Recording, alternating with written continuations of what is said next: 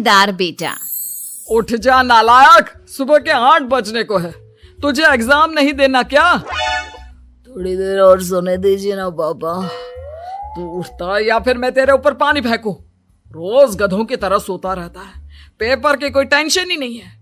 और एक हमारा समय था जब हम पेपर में फेल होने के डर से रात भर पढ़ा करते थे, सो ही नहीं पाते थे। तो क्या आप उसका बदला मुझसे लेंगे? मैं 15 मिनट बाद उठ जाऊंगा, आप प्लीज जाइए, मुझे डिस्टर्ब मत कीजिए। इतना कहकर रौनक रजाई ढककर फिर से सो जाता है। तू ऐसा नहीं मानेगा, रुक मैं अभी पानी लेकर आता हूं। बस फिर क्या था, इतना कहकर वो भागते हुए बाथरूम में जाते हैं और पानी की एक बड़ी सी बाल्टी लाकर रौनक के ऊपर फेंक देते हैं। पानी पड़ते ही रौनक झट से उठ जाता है। ये आपने क्या किया पापा? अब तो उठेगा नहीं तो यही करना पड़ेगा ना।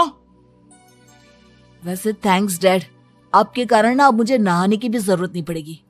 चलिए अब आप माँ से बोलकर मेरे कपड़े निकलवा दीजिए, तब तक मैं ब्रश कर लेता हूँ। वैसे कल ना आप एक काम और करना, नहलाने के साथ साथ मुझे ब्रश भी करवा देना। ये ब्रश करने में ना मुझे बहुत आलस आता है। रौनक की बातों से अरविंद का मुंह खुला का खुला रह जाता है। वो अपनी पत्नी कमला के पास जाता है और रौनक की हरकतों के बारे में बताता है, जिसे सुन उसकी पत्नी हंसने लगती है। तुम अपने बेटे को समझाने के बजाय हंस रही हो। रौनक बच्चा है, धीरे धीरे सुधर जाएगा, आप क्यों उसके पीछे पड़े रहते हो? अभी नहीं सुधरेगा तो कब सुधरेगा? 10वीं क्लास में है रौनक, वो अब कोई बच्चा नहीं रहा। अरविंद की इतना बोलते ही वहां रौनक भी आ जाता है। क्या डैड, मैंने आपको एक काम दिया था, वो भी नहीं हुआ आपसे। अरे क्या हुआ बेटा? माँ, मैंने डैड से बोला था कि वो आपको बोलकर मेरे स्कूल की यूनिफॉर्म निकाल दे, लेकिन मेरे पीछे पड़ने के अलावा इनसे एक काम ढंग से नहीं होता। देख रही हो कमला, देख रही हो अपने लाडली को? अरे आप चुप रहिए जी। चलो बेटा, मैं तुम्हें कपड़े निकाल कर दे देती हूँ। बस ऐसे ही साल पर साल बीतते जाते हैं, लेकिन रौनक के रवैये में कोई बदलाव नहीं आता। वो पहले से भी ज्यादा आलसी और पूरी तरह अपने माता पिता पर निर्भर हो जाता है। 2 साल बाद पता नहीं कहाँ गायब रहता है पूरे दिन, अब तक तो आ जाना चाहिए था। अरे आप इतनी फिक्र क्यों कर रहे हो उसकी?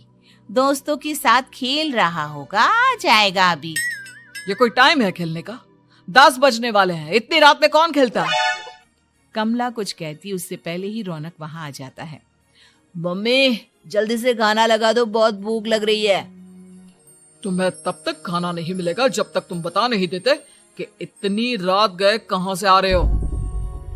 ओ प्लीज डैड, अब आप एसी पे प्रद्युमन बनकर मेरे सर पर बंदूक लेकर मत बैठ जाना। अपनी फालतू की बकवास बंद कर और बता कहां से आ रहा है। माँ अब समझाइए ना डैड को। बता देना बेटा, इनको भी तसल्ली हो जाएगी। आप बोल रही हैं तो बता देता हूँ, मैं दोस्तों के साथ मूवी देखने गया था, इसलिए देर हो गई। तो इन सब चीजों में मेरे पैसे उड़ाता है? कभी 1 रुपया कमाने के बारे में सोचा है तूने? जब देखो हवा की तरह पैसे उड़ाता रहता है। माँ अब आप इन्हें चुप करा दीजिए, वरना ना मुझे गुस्सा आ जाएगा। अच्छा क्या कर लेगा? बता ना क्या कर लेगा तू? वैसे बात तो ठीक ही है, मैं कर ही क्या सकता हूँ, पैसे तो फिर भी मैं आपसे ही मांगूंगा ना। चलिए अब ये सब बात छोड़िए और मम्मी मेरे लिए खाना लगा दीजिए। अभी लगा देती हूँ बेटा।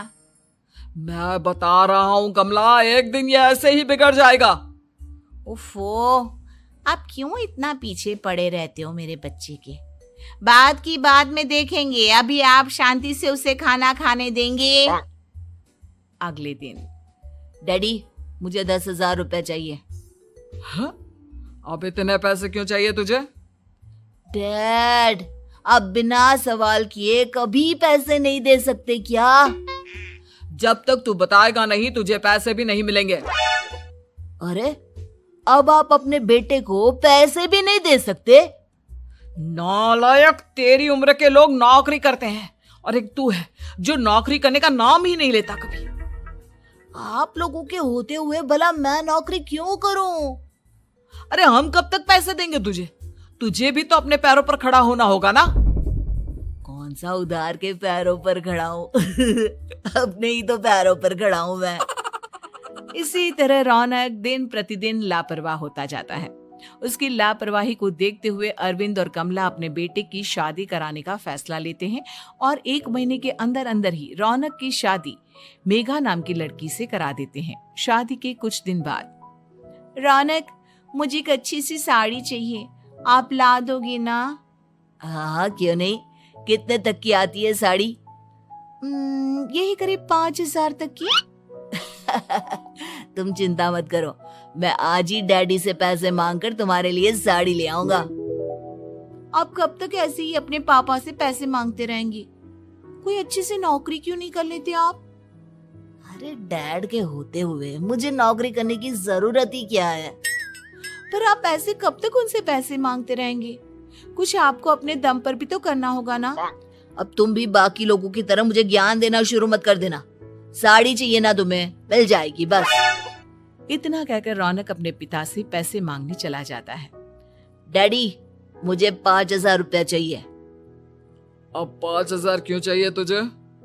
वो मेघा को साड़ी चाहिए थी। अरविंद आगे बिना कुछ कहे चुपचाप उसे पैसे निकाल कर दे देता है। कुछ दिन बाद, तुम्हें नहीं लगता कमला, रौनक हम पर पहले से भी ज्यादा डिपेंड हो गया है? मुझे तो अब उसके भविष्य की चिंता होने लगी है।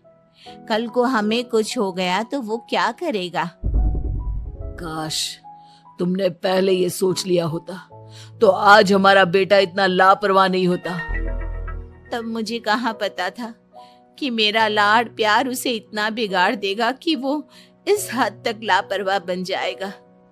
कोई बात नहीं, अभी भी देर नहीं हुई। मुझे पता है उसे कैसे सुधारा जा सकता है। कैसे?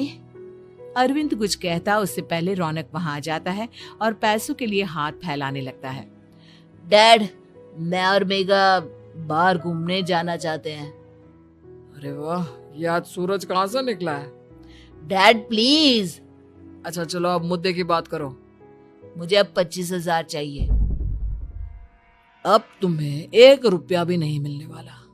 अगर तुम्हें पैसों की इतनी ही जरूरत है तो कोई ढंग की नौकरी कर लो। मम्मी, आप कुछ कहिए ना डैड को। बेटा, वो गलत क्या बोल रहे हैं? ये सब हम तेरे भले के लिए ही तो कर रहे हैं। मम्मा, मैंने बताया ना आपको, मुझे नहीं करनी कोई जॉब वॉब। तो ठीक है, निकल जाओ हमारे घर से। तुम्हारे जैसे लोगों के लिए मैंने ये घर खड़ा नहीं किया है। जितना ये घर आपका है ना, उतना ही मेरा भी है। मैं कहीं नहीं जाने वाला। जाना तो पड़ेगा ही तुझे, क्योंकि अब मैं तेरा कोई भी खर्चा नहीं उठाने वाला। ठीक है, मत उठाइए मेरा खर्चा, मैं अपने दम पर भी जी सकता हूँ। तो बेशर्मों की तरह अब तक यहाँ क्यों खड़ा है? अपना सामान ले और निकल जाए यहाँ से। रौनक पैर पटकते हुए वहां से चला जाता है। घर से निकालना जरूरी है क्या उसे? बिना पैसों के कौन रखेगा उसे किराए पर? अगर उसका भविष्य सुधारना है तो हमें अपने दिल पर पत्थर रखकर ये कदम उठाना ही होगा। दोनों बात कर रहे होते हैं कि रौनक अपनी पत्नी के साथ एक बड़ा सा बैग लेकर घर से निकल जाता है, लेकिन घर से बाहर उसे कोई भी मुफ्त में अपने घर किराए पर नहीं रखता। अंत में थक हार कर वो फिर से अपने घर चला जाता है। क्या हुआ? थोड़ी देर पहले तो दहाड़ते हुए घर से निकला था, अब क्या हुआ? नहीं रखा ना किसी ने तुझे किराए पर? डैड प्लीज, मैं कुछ दिनों में कोई अच्छी सी नौकरी शुरू कर दूंगा। आप तब तक तो हमें रख लीजिए प्लीज। सुबह से रात हो चुकी है लेकिन कोई हमें रखने को राजी नहीं है। अब आप ही बताइए, इतनी रात को मैं मेघा को लेकर कहाँ जाऊंगा? ठीक है ठीक है, बहू की वजह से मैं तुझे घर पर रख रहा हूँ, लेकिन तू इस घर में एक बेटे की नहीं बल्कि एक किराएदार की हैसियत से रहेगा। 3 महीने है तेरे पास। इन 3 महीनों के अंदर अंदर मुझे तेरी पहली तनख्वाह हाथ में चाहिए, समझ गया? पक्का डैड, इन 3 महीनों के अंदर अंदर तो कोई बढ़िया सी नौकरी ढूंढ ही लूंगा मैं। ऐसे ही धीरे धीरे समय बीतने लगता है और अरविंद के दिए 3 महीनों में से 2 महीने बीत चुके होते हैं। पापा जी ने हमें 3 महीने दिए थे, जिसमें से 2 महीने तो बीत चुके हैं। अब ये आखिरी महीना बचा है। अरे तुम चिंता मत करो, आज मेरा ना 2 जगह इंटरव्यू है, दोनों में से कहीं ना कहीं तो जॉब लग ही जाएगी। अच्छा, all the best. Raunak interview के लिए निकल जाता है, जिसके बाद शाम में रौनक घर आता है। कैसा गया इंटरव्यू? आपकी नौकरी लगी या नहीं? अरे पहले सांस तो ले लेने दो अच्छे से। बताइए ना, मुझसे तो जरा भी इंतजार नहीं हो रहा है। वो दरअसल बात यह है कि मेरी नौकरी तो लग चुकी है, लेकिन पैसे बहुत कम है। कितने पैसे हैं? 15,000। इतने में अरविंद और कमला मिठाई का डिब्बा लेकर आ जाते हैं। बधाई हो बेटा।